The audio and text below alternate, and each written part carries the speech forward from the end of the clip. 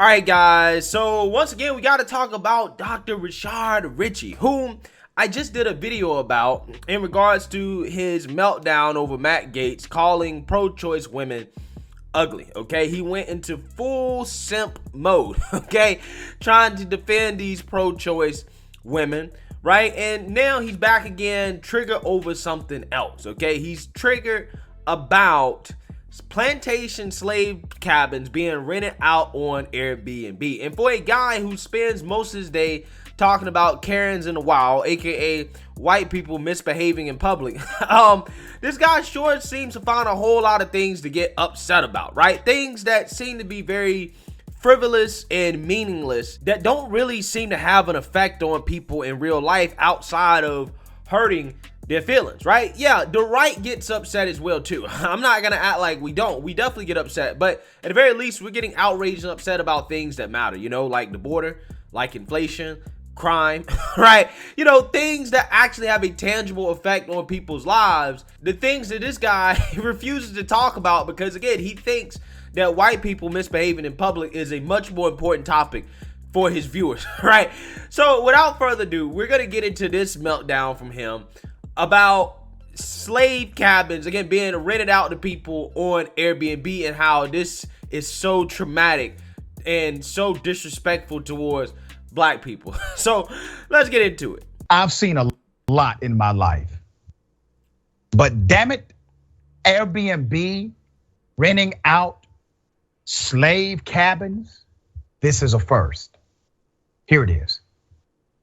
This is not okay in the least bit. And I know there's going to be somebody that says, oh, you're looking for controversy where it doesn't exist. Yeah, you are, right? That's literally what you're doing. That's exactly what you're doing. No, this is an 1830s slave cabin that is up on Airbnb as a bed and breakfast. How do I know that this is slave quarters other than just using my eyes and looking at it? Well, they say it in the listing. This particular structure, the Panther Burn Cabin, is an 1830s slave cabin from the Panther Burn Plantation. How is this okay in somebody's mind to rent this out? A place where human beings were kept as slaves. Rent this out as a bed and breakfast. Okay, I'm gonna say something very controversial. Okay, who cares? Right? Who cares? Who cares if, okay, slaves stayed in the cabin? These are the same people who say we can't diminish the history of slavery, right? The GOP is trying to erase the fact that slavery happened in this country. They want people to think about slavery every single day. That's what they want you to do. But out of the same side of their mouth, they get upset when you have people who are basically preserving the history of slavery through renting out these slave cabins on Airbnb. They get upset about it because apparently you're not supposed to be allowed to make money off of this, which is the only way outside of having the government subsidize it to preserve the history of slavery, because that's exactly what they're doing. So do you want the history to be preserved or not? Okay, do you want people to remember that slavery happened in this country or not? Because you can't have it both ways. You can't have it both ways. You can't say that you want the history of slavery to be preserved and then turn around and complain about the people who are basically doing that just because they're making some money off of it. Here it is. That's it right there. The slave quarters next to the big house. It's in Greenville, Mississippi. That's the host, Brad, the super host. But what really kills me is reviews. Memorable. Highly recommend watching the sunset. We stayed in the sharecropper cabin and ate in the main house. Enjoyed everything about our stay. The cottage, the history, the tour, the breakfast, and all was great. We stayed in the cabin and it was historic but elegant. A slave cabin is elegant. What a delightful place to step into history, Southern hospitality, and stay a night or two. Cool spot, way better than a hotel. Maybe you're thinking, okay, maybe this will give people insight on how enslaved people had to live, their living conditions. No, not at all. Clawfoot tub, running water, tile, you know, nice lighting fixtures, water, towels, dresser. The history of slavery. So what, they supposed to live like slaves? They supposed to live like actual slaves. Is that what it takes to satisfy you?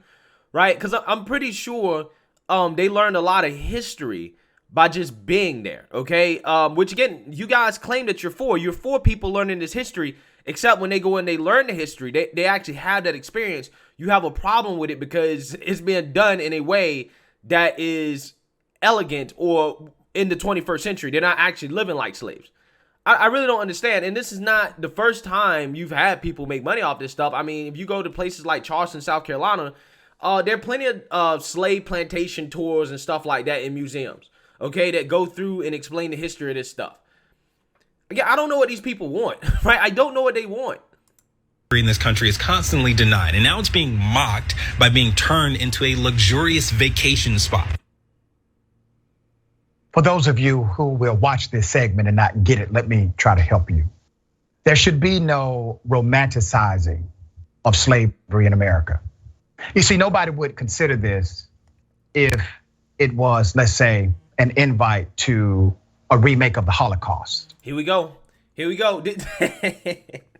These people do this every single time. They always want to compare slavery to the Holocaust. However, there's a couple issues here. One, there are people that are alive, or at least that had immediate family members that actually went through the Holocaust, first and foremost. Again, I'm not really trying to compare the two. I'm just saying there's some differences here. Second of all, there are Holocaust museums. There are Holocaust museums, right? There are places that make money off teaching the history of the Holocaust, which is exactly kind of what this is right here. Okay, you can call it what you want. Yes, it's an Airbnb. People are staying there. You know, they're staying in the cabin or whatever. In fact, if you go to a country like Colombia, right, they make money off of Pablo Escobar and the history of the stuff that happened there, which resulted in thousands of people losing their lives at the hands of cartels, right? Literally, if you go to Medellin, you can do a tour of Pablo Escobar's house. They literally make money off of it because they decided that, you know what, even though this happened in the last, 30, 40 years or so, very recent in history, many people died, many families were affected. We decided that, you know what, instead of trying to be victims, right, trying to live in victimhood, let's just make some money off of it, right? Let's actually make some money off of it because that's better than just feeling bad about the fact that it happened. Again, it's amazing how that works, right? How some people are smart enough to make money off this stuff by turning a tragic event that happened in history into an immersive and interactive and interesting way to learn about history, right? Because that's what it is at the end of the day. And yeah, on the side, you're going to make some money. I don't see a problem with that. I don't see a problem with that because that is not just being done with slavery. That's being done with other things, other tragedies that have happened in history as well too. That's just not specific to slavery. But see, again, these people want to play the victim card. They only do this to black people. They only do this to black people. And I'm like, no. The difference is that unlike some people like the Colombians, right, who've decided to let's just make money off of the fact that this happened, black people haven't figured out that that's the smart thing to do. Maybe you should just, I don't know, buy some of these slave plantations in these cabins. And why don't you just turn them into Airbnbs, right? You turn them into experiences and make some money, right? That's the best thing for you to do. But nope, can't do that. Too busy trying to play the victim card instead of figuring out how to make some money. Again, these people kill me, bro. They really do. That's the best form of reparations. That's what I mean by get your reparations. They're out there. You just got to be smart enough to go get it, right? You just got to be smart enough to go get it. Or gas chamber, or torture chamber. But see, that's what slave cabins were. It was torture. Need I remind you that those who were enslaved were not only brutally beaten, they were raped, they were molested, they were murdered. And now you have an enterprise, an industry, a group of individuals throughout this country who are making light of this historical reality. You mean capitalists, right? You mean people who are being smart and saying, you know what, this terrible thing happened, but what are we supposed to do? Do you guys want this to be taught? Do you want people to understand the history or not, right? Do you want this to be taught? Do you want people to know what happened during slavery? I don't get it. What is your solution for preserving slavery? What, you want the government to just subsidize it? You want the government to buy up all the plantations? Because if they let the plantations rot, right, and go away, these same people will be complaining, well, they let these plantations rot away. They didn't take care of it. They're trying to erase history by just letting these plantations go away instead of making sure they stay alive so people know the terrible things that happen to black people. Okay, again, what is your solution? Is that what you want the government to do? Because otherwise, this is the best way to preserve history. It's capitalism, right? Again, these people blow my mind. They busy complaining about stuff, but they have no solutions. They have no solutions. It gets deeper. Winton Yates, an entertainment and civil rights attorney, recently exposed this since removed Airbnb listing on TikTok. And Airbnb folded, right? Like always, these companies fold to the woke nonsense. Okay.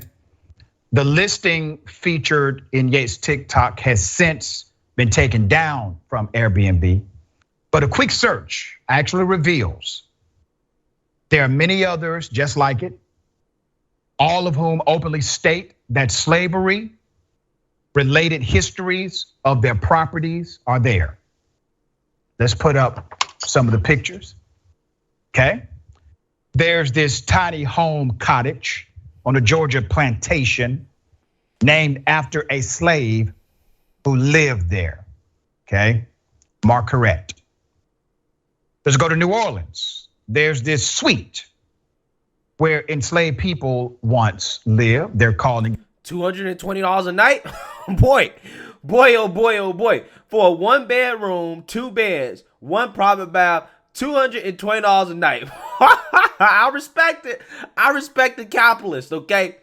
I'm just saying. Get a private suite, bath overlooking a courtyard theme. There's more.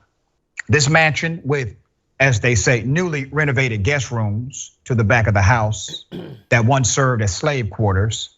This is actually hosted by a black male. Oh, he's smart.